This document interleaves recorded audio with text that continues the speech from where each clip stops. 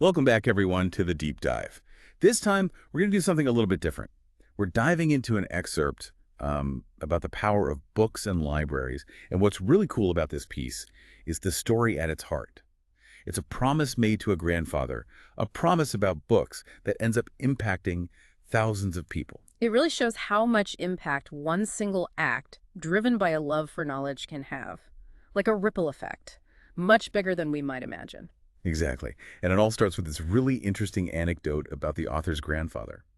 He was a teacher, just a teacher in a small village. Definitely not the wealthiest man. But the respect he commanded was unbelievable. People would flock to him just to get his advice. Can you imagine? He'd be sitting under a banyan tree every evening with a book in hand. It's like something out of a movie. It makes you wonder, what was it about this guy? What drew people to him like that? Well, the excerpt actually gives us some insight into that. There's this story that the grandfather tells, which helps explain this deep reverence for teachers. It involves Arjuna. He's the legendary warrior from the Mahabharata.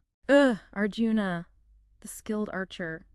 Yeah, I remember reading about his devotion to his teacher, Dronacharya. He was completely devoted to him. That's right. And the excerpt tells us how Arjuna's friends were confused. Why did he hold his teacher in such high esteem? Drona was older, not wealthy, and he didn't rule any kingdom. But Arjuna had a really powerful response to that. He said material possessions, they eventually fade, but knowledge endures. It's a profound statement, and it really explains why the grandfather, as a source of knowledge, held such a prominent position in the village. He wasn't rich in terms of money, right? But he was wealthy in wisdom and experience. And that's when the excerpt shifts to the author's own childhood and her very first trip to the village library with her grandfather.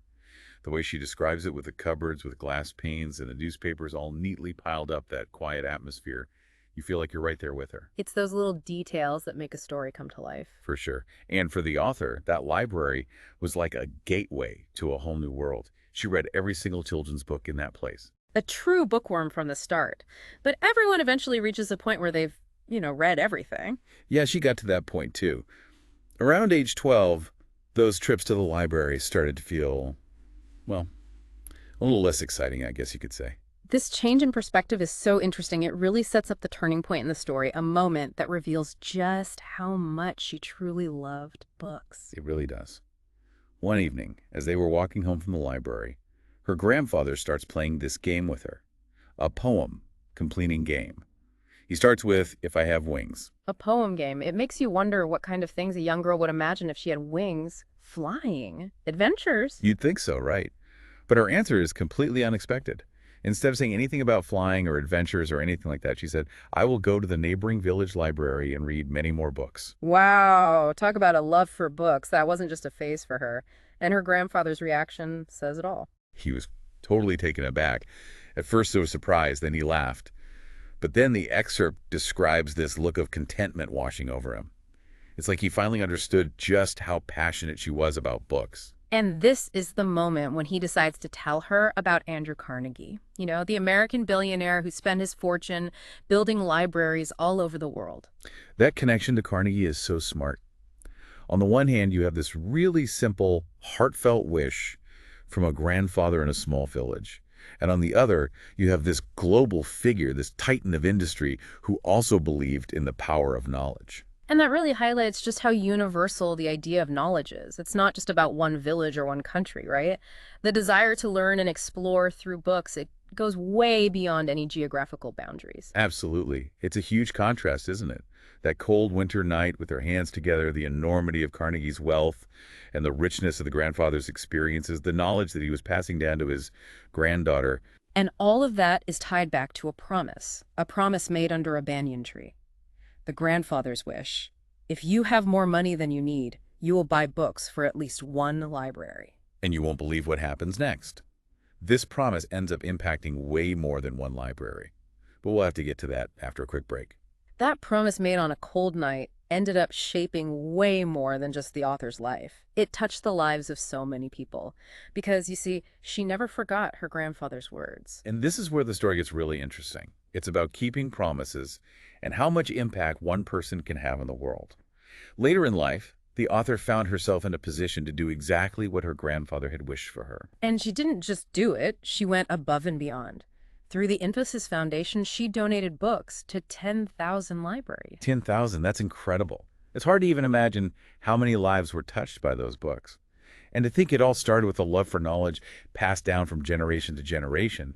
It's like planting a seed that grows into this giant tree. The author's love of books, nurtured by her grandfather, blossomed into this amazing act of generosity, bringing knowledge to communities everywhere. It really makes you think, what would happen if she hadn't made that promise? Or if her grandfather hadn't taught her to love books and learning? It's a good reminder that what we do, no matter how small, can have a ripple effect. This story isn't just about books and libraries.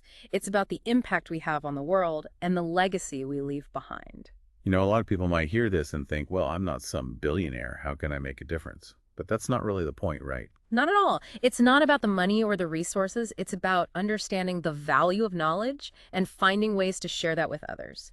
Maybe it's volunteering at your local library, or donating some books, or even just having those really insightful conversations with friends and family that make people curious about learning.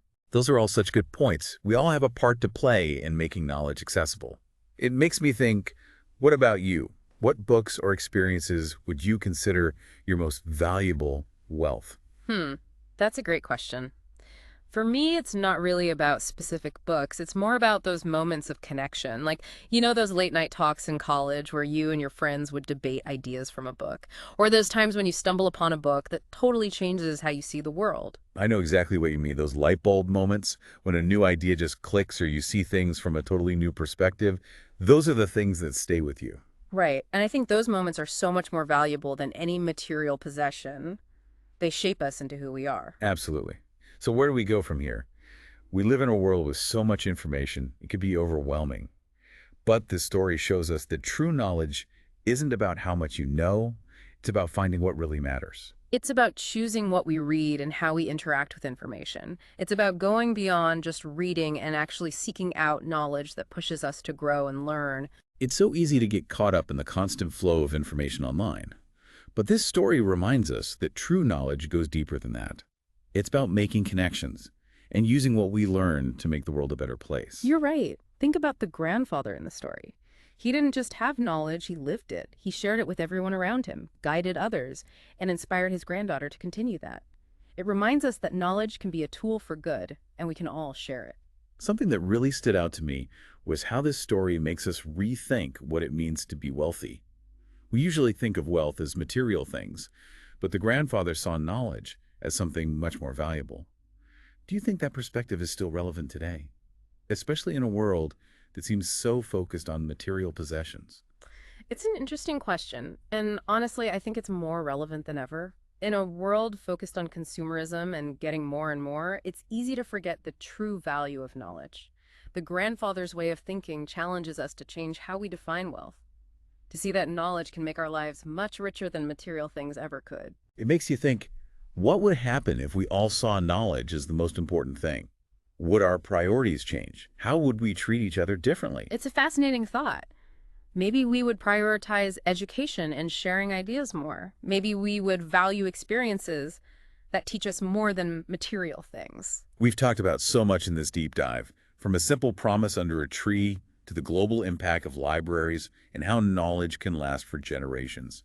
But in the end, it all comes back to you, the listener. What did you take away from this story? Did it spark any new ideas for you? And most importantly, how can you use the lessons from this story in your own life? As we wrap up, I want to leave you with one final thought.